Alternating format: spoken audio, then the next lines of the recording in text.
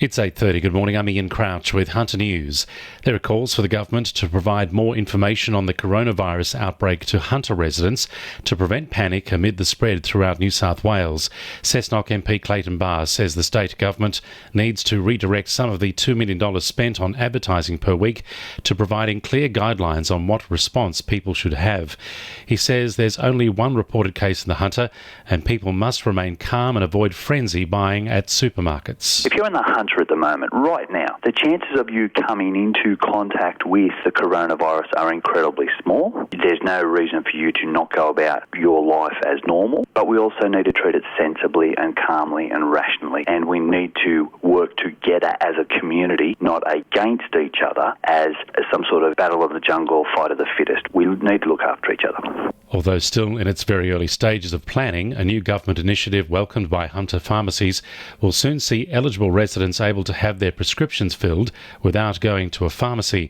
The rollout of the plan aims to stop the spread of the virus and protect vulnerable community members from the coronavirus by also providing a door-to-door medications drop-off service. John Jones from the Hunter Valley Pharmacists Association says despite fewer people entering pharmacies, it will likely see more staff needed to continue to provide the same information and level of service to customers. I would say it would create a greater workload, particularly when you're looking at coordinating that counselling around medication. So it really depends on how it's implemented, being essentially more labour intensive. If we are to continue to have that interaction with those patients, which it would be irresponsible not to have that. The man accused of a shocking case of animal cruelty at Brookfield has pleaded not guilty in Dungog local court.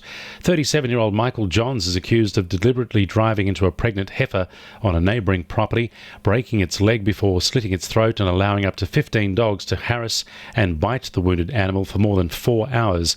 The animal's owner made the gruesome discovery hours later and euthanised it.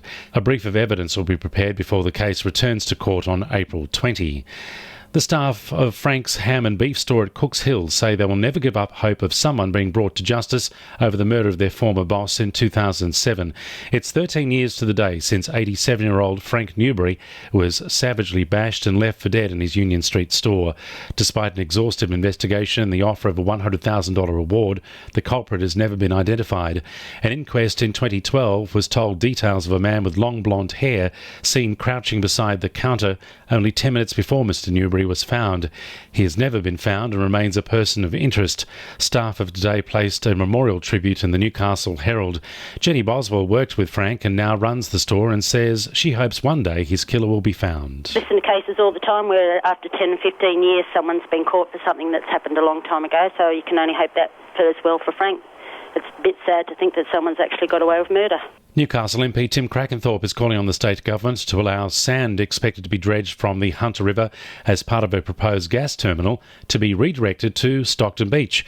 Final approval of the terminal is due by the end of the year, with dredged sand already given approval to be dumped at sea. Tim Crackenthorpe says this could instead be used to replenish the eroded foreshore along Stockton Beach. And Lake Macquarie councillor Kevin Baker has announced he won't be nominating to contest the upcoming local government election. The Liberal councillor has represented North Ward for 3.5 years and says a heavy workload and increasing family commitments with his disabled son have prompted the decision.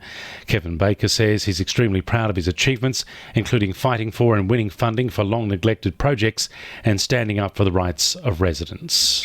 2NURFM Sport. Knights' new hooker Jaden Brayley wants to help the team form a formidable reputation this NRL season. The 23-year-old, who has played 69 top-grade games for the Sharks, says his time with Cronulla helped lay a good foundation in his game. We're working really hard at it. Obviously started since November 1 and on November 6 we started first week back, and I feel really confident with the connections we've got at the moment and combinations, and we've trained so hard, so it's nice to get some football. Newcastle representative captain Kirsten Smith says Australia's World Cup win has helped change the perception of women's cricket.